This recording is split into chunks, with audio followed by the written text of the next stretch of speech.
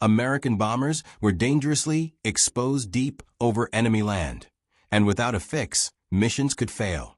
In the middle of World War II, the United States needed a way to protect its bombers on long-range flights over hostile skies. The answer became the P-51 Mustang.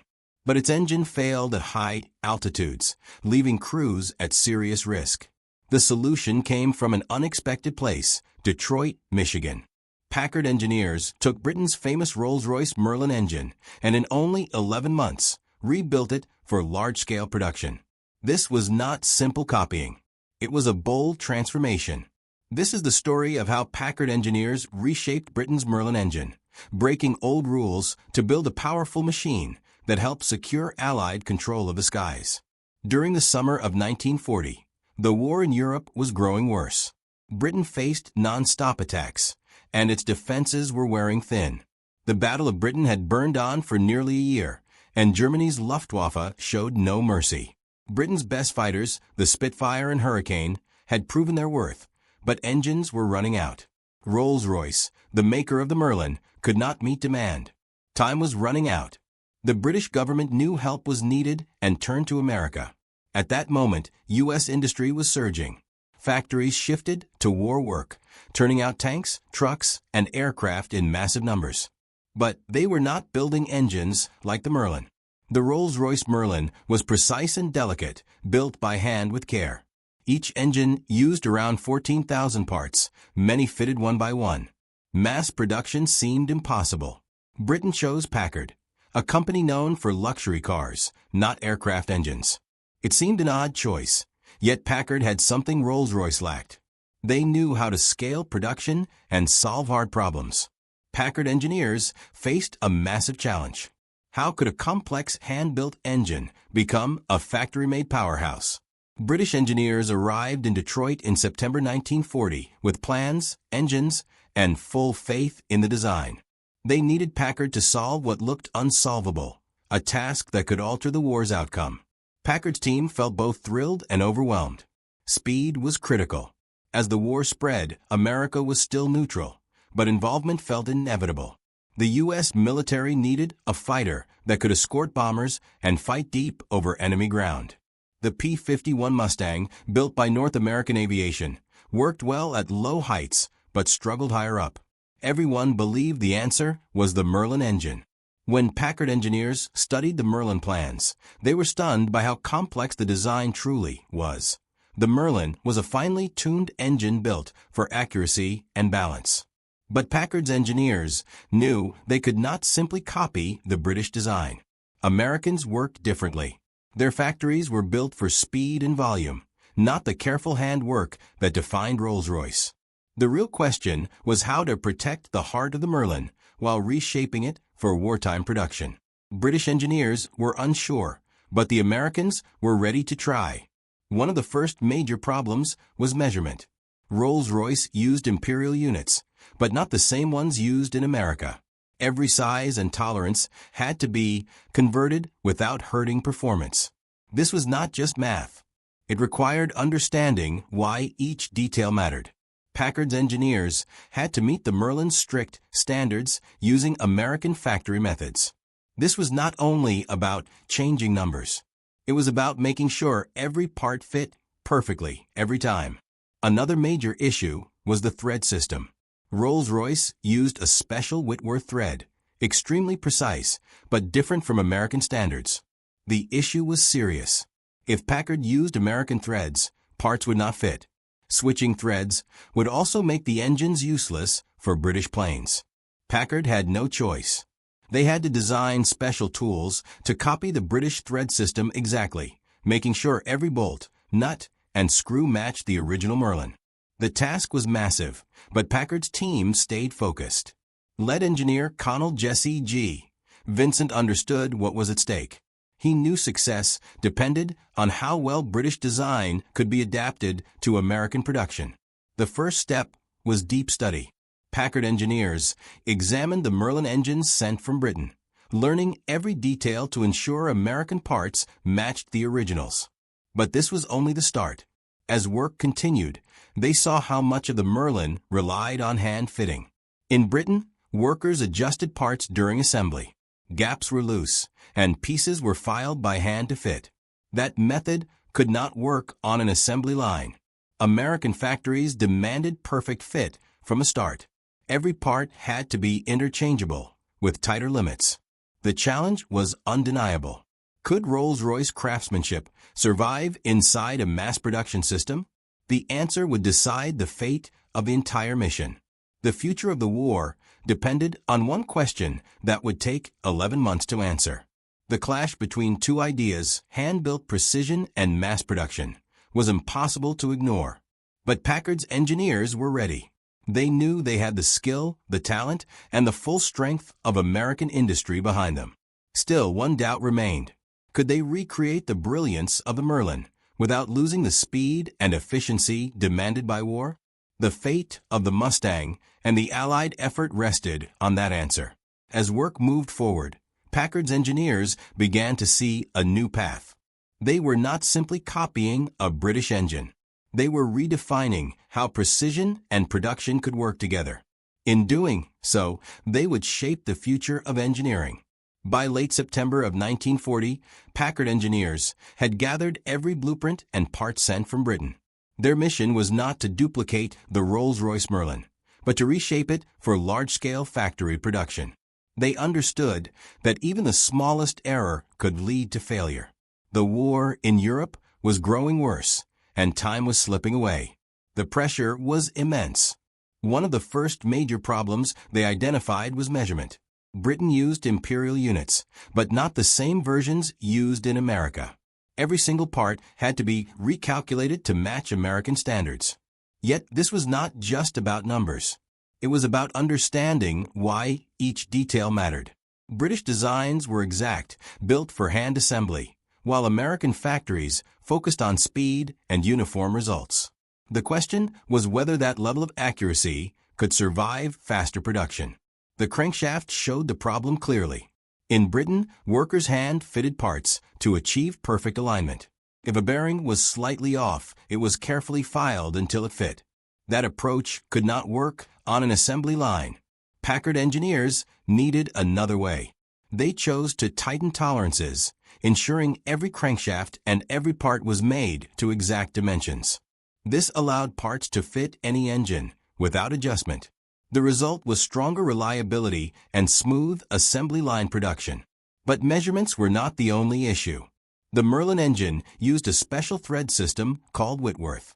The British design used a 55-degree angle with rounded edges, while the American system relied on a 60-degree angle with flat roots. If the threads failed, the entire engine would fail, and there was no room for error. The bolts and nuts used in the Merlin could not be swapped with American-made parts. Packard engineers knew that switching to American threads would make the engines useless for British aircraft. The solution was enormous. Packard had to design custom tools and machines to produce bolts and fasteners that matched British designs but met American precision standards. These tools did not exist. They had to be built from scratch. Packard ordered special equipment from Britain and trained American workers to master the details of the British thread system. Engineers in Detroit studied every drawing, checking that each bolt, nut, and screw met exact standards. The effort was massive, but unavoidable. If the threads were wrong, nothing would work. Every part had to fit perfectly, with no exceptions. The team worked non-stop to meet that goal. Threads were made to extremely tight limits, so each part fit together exactly as Rolls-Royce intended. But the greatest challenge came when Packard engineers realized the Merlin was never designed for mass production. Rolls-Royce built engines by hand, adjusting parts during assembly. Workers would fit, remove, and refit pieces until everything aligned. Packard's assembly line could not operate that way. Every part had to be interchangeable. There could be no hand fitting, no worker adjustments. This required a complete change in thinking. Could Packard preserve Rolls-Royce precision while meeting mass production demands? The answer came through a new design approach. Packard did not simply copy the Merlin. They rebuilt it for factory production. Each part was redesigned to meet assembly line requirements, while keeping the core of Rolls-Royce's design. Every piece was made to fit exactly. Every measurement was recalculated to support fast, reliable production, and every fastener met strict standards. The final result was an engine with the same power and reliability as the original Merlin, but one that could be built quickly and in large numbers. Packard engineers succeeded because they stayed flexible. They did not focus only on copying the Merlin. They focused on improving how it was made without losing performance. They knew success depended not on imitation, but on making British designs work inside American factories. Innovation and adaptation were the true keys. The process was exhausting. Every day brought new challenges. The greatest risk was losing touch with the original design, so communication never stopped. Packard's engineers kept constant contact with the British team to be sure they did not drift too far from the Merlin's core design. Even with the pressure, progress continued in Detroit. Step by step, the team learned how to balance accuracy with speed, quality with output. They were turning a complex hand-built engine into one that could be mass-produced in the numbers needed to win the war. As months passed, Packard engineers kept refining their methods. They created new ways to machine and cast parts faster without lowering quality. Slowly, they mastered the balance between precision and assembly line demands. The result was an engine that could be mass-produced while still delivering top-level power and reliability. Packard had made Rolls-Royce's masterpiece work within American industry without sacrificing any part of its design. By the end of 1941, Packard was ready to test the first American-made Merlin engine. The task had been enormous, but they had met it. A hand-built British engine had been transformed into one that could be produced in huge numbers. It was a major victory not only for Packard, but for American industry itself. Yet the real test was still ahead. Would the engine perform as well as the British original? And could Packard keep up with a rising demand as the war intensified? The answers were coming. For now, Packard had achieved something extraordinary. By early 1942, Packard's engineers had made major progress. Many of the biggest obstacles had been overcome.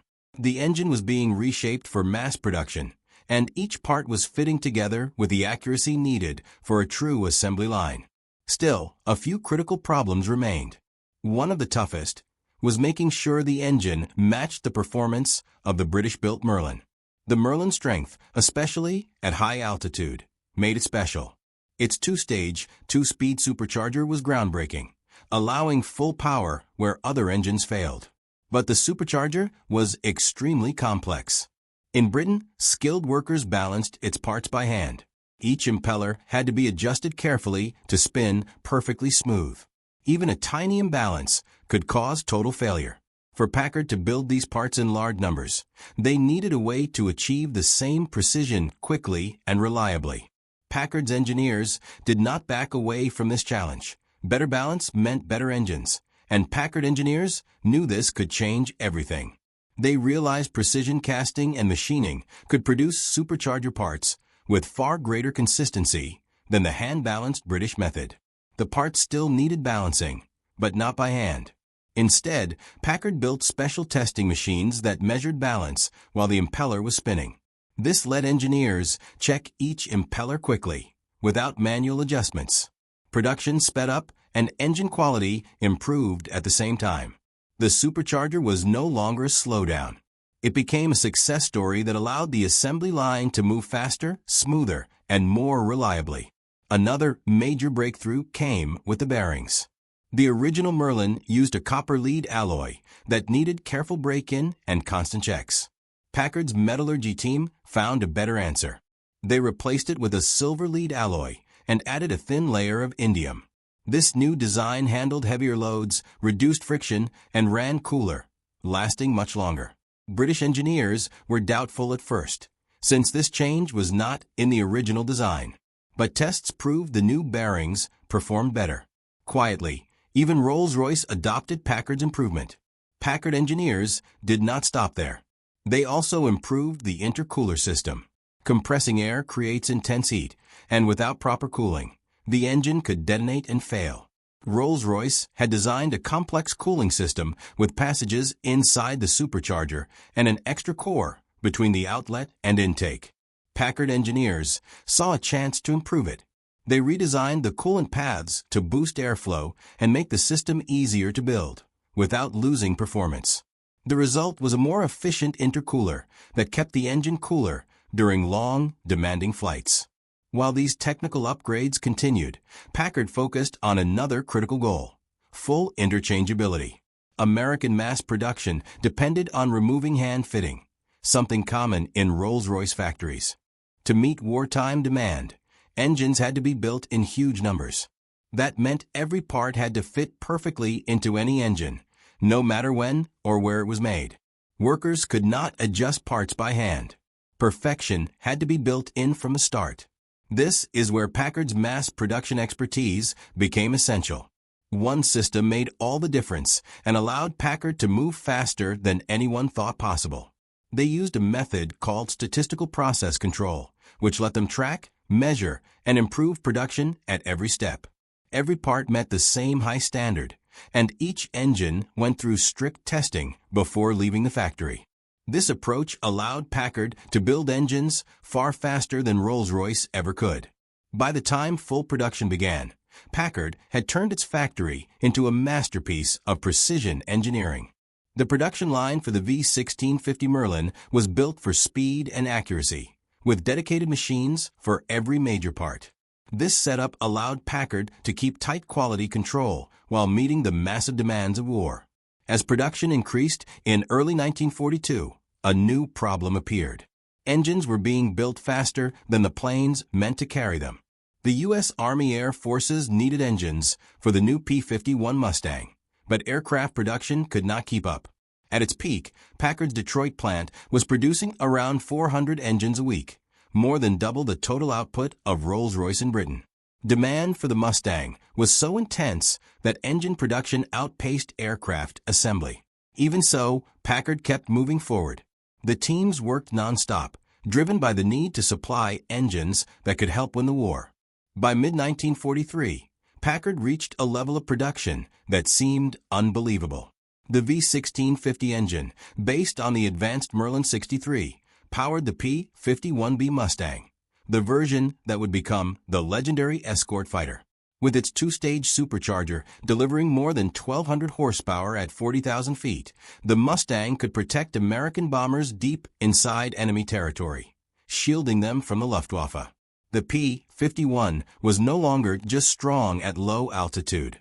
It dominated the skies at any height and became a decisive weapon in the Allied victory. Packard's work did more than help win the war. It changed manufacturing forever. Their mass production methods, including precision casting, statistical control, and purpose-built tooling, became the foundation of modern aircraft manufacturing. The Packard Merlin stood as proof of American ingenuity, showing how determination and innovation could defeat impossible odds. Yet even as success grew, one of the hardest challenges remained: the threads. The Rolls-Royce Merlin used a unique Whitworth thread system, different from anything common in American factories. The British thread system, if the threads were wrong, the engine was useless, and everything depended on getting them perfect. The British thread system used a 55-degree angle with rounded edges, while American threads used a 60-degree angle with flat edges. This meant the bolts and fasteners in the Merlin could not be replaced with American-made parts. If Packard used American threads, nothing would fit and the engines would fail. For Packard engineers, this was a serious obstacle. Switching thread types was not an option. Doing so would make the engines incompatible with British aircraft and spare parts. They had to reproduce the British thread system using American manufacturing standards. This was difficult because most American workers had never seen the Whitworth thread before. It was unfamiliar and unlike anything they had worked with. Soon, the scale of the challenge became clear. Packard had to produce every bolt, nut, and fastener to exact British specifications. There was no room for shortcuts. Each part had to match the Merlin design perfectly. This was not about a handful of special parts. It meant producing thousands of pieces with a level of precision rarely seen at the time. To do this, the engineering team had to design new tools and machines capable of creating British-style threads with extreme accuracy. Packard engineers moved quickly. They began designing custom tooling right away. They ordered special equipment from Britain, including thread gauges and cutting tools, and trained American workers to use them. Many workers in Detroit had never heard of the British thread system, let alone used it. Still, Packard engineers pushed forward. They worked closely with the workforce, making sure everyone understood how critical this task was. It was not just about having the right tools. Precision was everything. Engineers knew that even the smallest error in a thread could cause parts not to fit and lead to engine failure. They used the most advanced measurement methods available to check every bolt, nut, and fastener. Each thread had to match the British design down to the smallest detail, and every fastener had to meet the highest quality standards. The effort was enormous, but Packard's team stayed committed. One of the hardest parts was that American workers had to achieve a level of precision usually found only in skilled hand fitting. This was not normal assembly line work. Specialized machines were used to cut threads so accurate that even engineers were impressed. In the end, it worked. Every part met exact standards, and the threads were so precise they could swap seamlessly with British-made components. Everything depended on getting the threads right, and Packard refused to rush it. As production began, every new threaded part was tested again and again to ensure a perfect fit. Engineers worked side by side with machinists on the factory floor, watching every step to make sure nothing was done wrong. Testing was essential, because Packard had to guarantee that each part fit together with the same precision found in Rolls-Royce engines. Every component was inspected, then inspected again, until it met exact standards. Week by week, the process improved, and the quality of the threads grew stronger. The new tooling proved reliable, and soon Packard had a steady flow of parts made to British thread standards. Workers mastered the unfamiliar system and produced parts with impressive consistency. What once seemed impossible became routine. Solving the thread problem marked a turning point.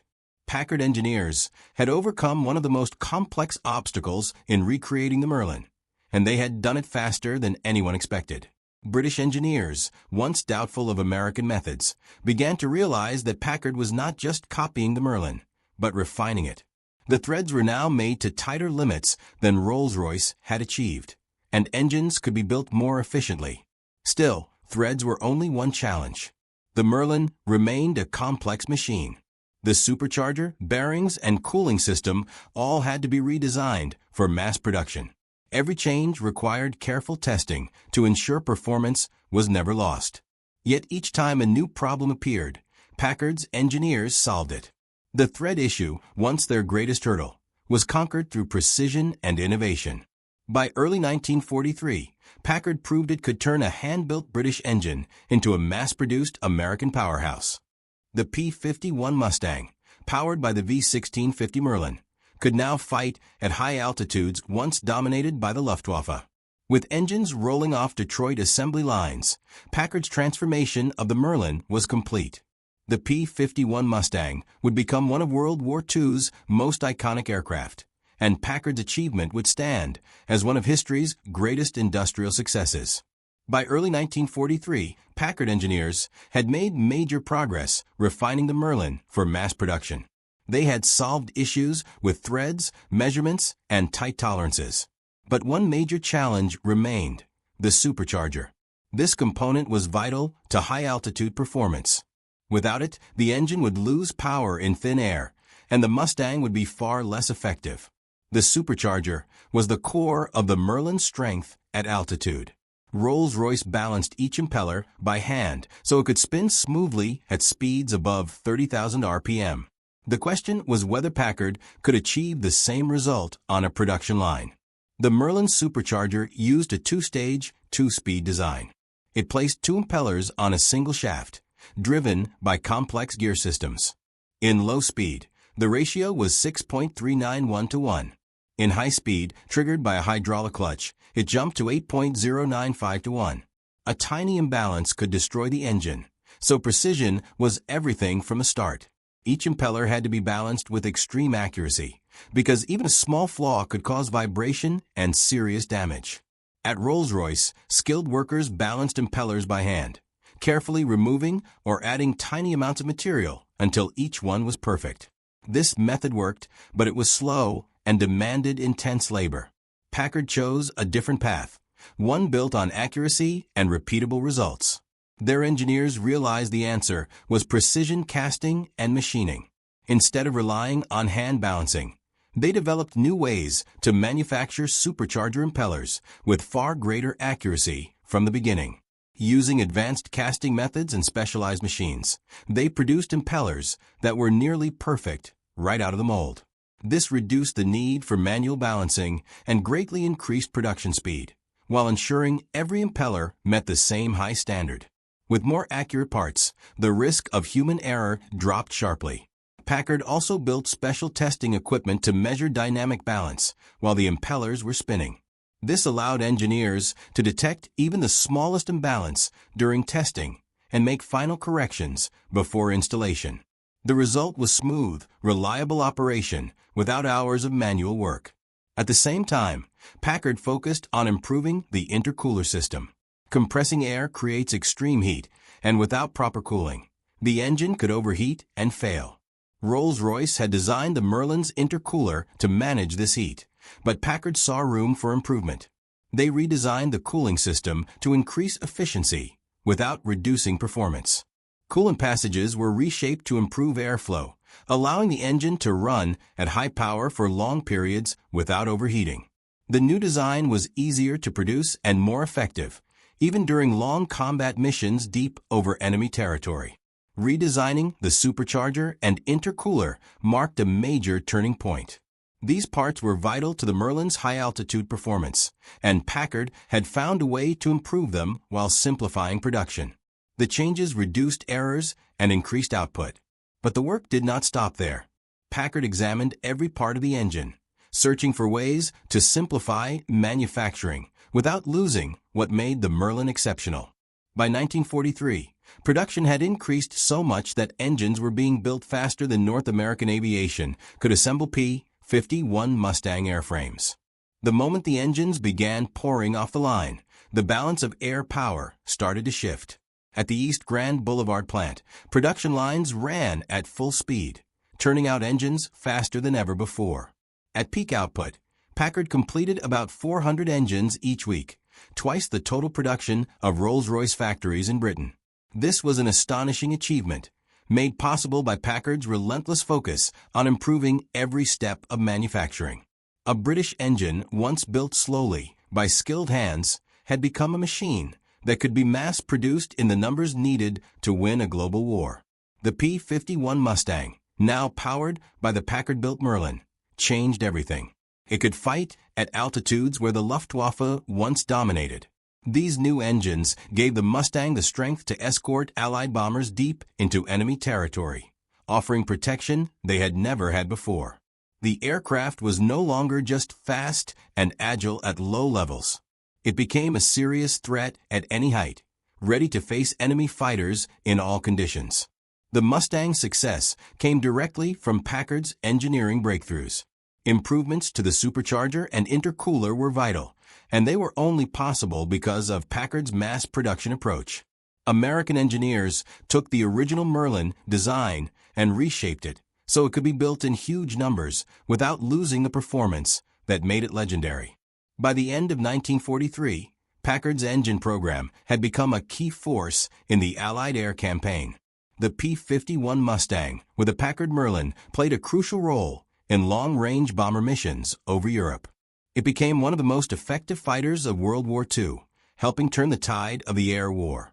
The success of the Merlin and the Mustang proved that American innovation combined with British design could achieve something remarkable.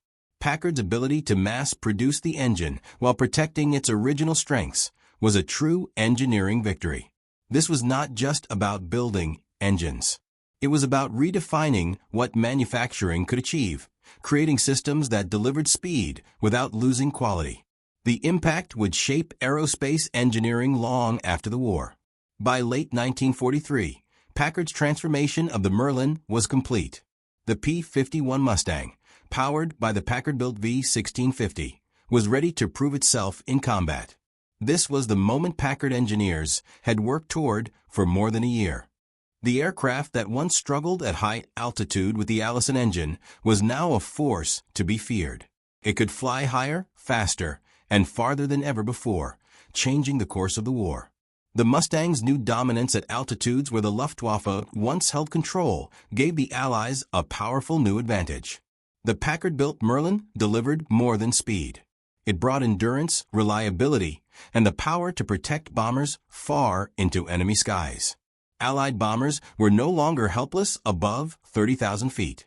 With P-51 Mustangs at their side, they could strike deeper with confidence, knowing their escorts held the high ground. The P-51 Mustang soon became one of the most iconic aircraft of the war, fast, agile, deadly at altitude, and a true game-changer for the Allies. American bomber crews survived because the Mustang could now escort them all the way in and bring them home. Before the Mustang, B-17 Flying Fortresses and other bombers were easy targets once they entered enemy skies. German fighters attacked freely, and losses were severe. With the Mustang flying cover, bombers were no longer helpless.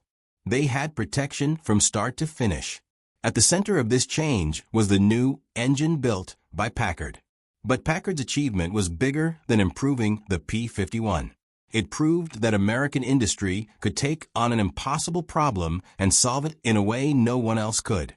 The production methods Packard created to build the Merlin transformed how aircraft engines were made.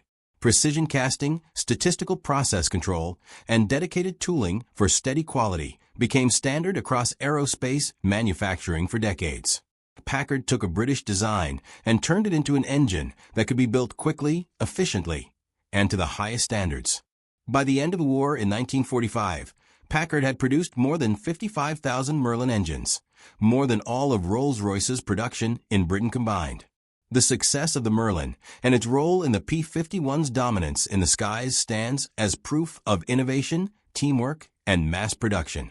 This engine powered one of the most iconic aircraft of World War II and played a decisive role in the Allied victory in Europe. Yet Packard's legacy did not end when the war ended. Their advances in precision manufacturing shaped the future of aerospace engineering. The ideas they introduced, interchangeable parts, process control, and exact tooling, became industry standards after the war. The techniques developed in Packard's Detroit factories influenced jet engine design for decades and still shape how aircraft are built today. Long after the war, many Packard Merlin engines remained in service, powering military and civilian aircraft. Even today, the Canadian Warplane Heritage Museum in Hamilton, Ontario, flies a Lancaster bomber powered by Packard Merlins, a living symbol of American innovation. At air shows, the sharp, unmistakable sound of the Merlin still fills the sky, reminding audiences of the engineering triumph that helped win the war. The story of the Packard Merlin is more than the story of an engine. It is the story of how American skill and British innovation came together to create something remarkable. Britain designed the Merlin as a work of aviation art, and America turned it into a machine that could be built in massive numbers for total war. That partnership changed history. The sound of the Packard Merlin still echoes today, a reminder of the brilliance that powered the P-51 Mustang to victory. And it reminds us that some of the greatest victories are not won in combat, but in factories where engineers and workers come together to solve the impossible. The Packard Merlin remains a legacy of determination, precision, and cooperation that helped shape the modern world.